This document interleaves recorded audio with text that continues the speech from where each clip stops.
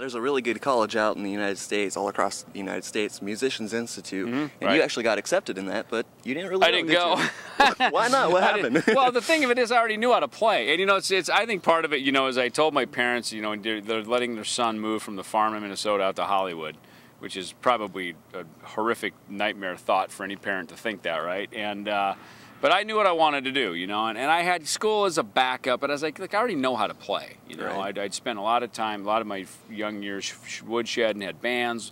You know, for me, playing is all about playing to be in a band. I'm not a noodlehead to just sit around and play and play and play and practice, and you know, God bless those that do that. But and you see a lot of those kids on YouTube sitting in their bedroom. To me, that for me was not why I wanted to play. I wanted to play to hang with my buddies, play songs, get on stage, and go do it. You know, and that's why I play. It's a means to an end. You know, and practicing is a means to an end.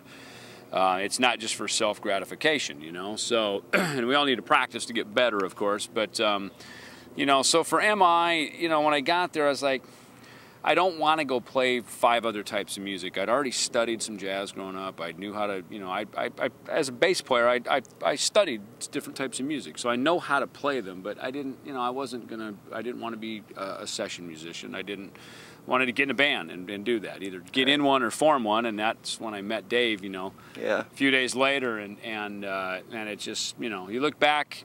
You kind of like the crumbs were all lined up, you know what I mean? The little trail of which leads to where we are here today. So it's been a cool journey. So there's no regret, no looking back. No, of course not. No, not at all. Not at all. That's good. So Combat Records, you know, you guys first put out your first record, right? And someone comes up to you and says, "Hey, you know, I'm gonna give you $9 grand," and you're gonna go, "Hey, what could I get with $9 grand? Hey, I can go get some drugs. I can go get some ladies, you know." And it's like, hey, buy a lot with $9 grand. Maybe not today you can, but back then you could. Right. And how much, you know, estimate was a good recording session? I mean, where you're not getting ripped off and back in the, you know, listen, we all started, you know, us, Metallica, Exodus, Slayer, Anthrax, all of us, we all started by signing these little independent labels because, you know, Warner Brother Records wasn't going to come into our doors to sign bands like us, you know. So we all started with independent labels.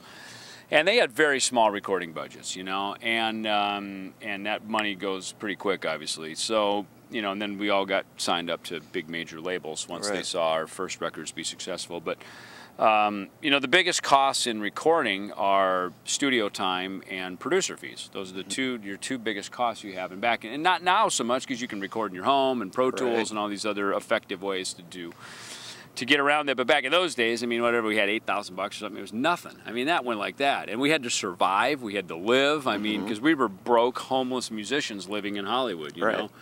And so, you know, that money goes pretty quick. And, you know, so it's, we made a great record on a very low budget that we were fortunately able to go back a few years ago and remix and remaster and make it really, use modern technology to make it be the record we wanted it to be 25 years ago. And that's what you guys are doing with the majority of your records, right? Kind of revising them. And, well, you know, it became a trend to remaster things, especially as the digital technology came out with CDs and then more recently with MP3s and everything, you know, being online for purchase, you know. So to update them and upgrade them to have them be a better representation from a digital mastering point of view, it was cool because those are old analog, meaning they're recorded on tape and with a much different technology. So to update them with digital technology is you hear things that you wouldn't have been able to hear, you know, and you know, so I think that was kind of it was a cool thing to. And while you know Dave did that project, he actually remixed. There was a couple records that we thought, you know, like So Far So Good So What, for instance, was a record that we thought would have been cool to remix, to give it more punch and more power. It was a little glossy, and which I think made it a little washed out and didn't have the impact and the punch to it that it had when we recorded it. So some of those remixing things like that helped it get it back to what we had always envisioned it being.